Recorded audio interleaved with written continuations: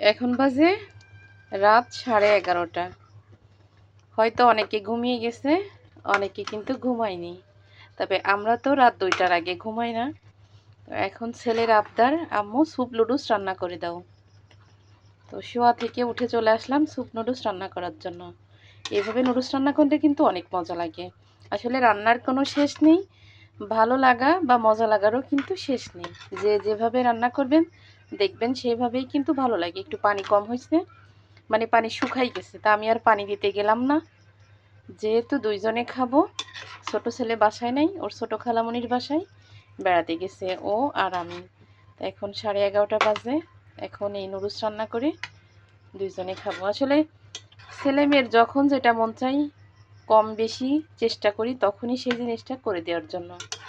কারণ মা বাবার কাছে আবদার থাকবে না তো থাকবে কার কাছে? ছেলে মেয়ের জন্যই তো একটা মা। ভালো থাকা, ভালো লাগা, স্বামী, সংসার, ছেলে মেয়ে। ওর আব্বুর জন্যও করতাম। সে যদি রাত 2টায় বলতো এটা করে দাও, তখনই করতাম। তবে আমি একা না, সেও সাথে থাকতো আমার। এখন তো সে বাসায় নাই, এই জন্য ছেলে মেয়ের আবদার যে কোনো সময় পূরণ করি। তো আমার রান্না হয়ে গেছে এখানে। পেঁয়াজ, মরিচ, নুডলসের মশলা, একটু করে স্যুপের যে মশলা থাকে, রাঁধুনি মশলা একটু করে তাই দিছি।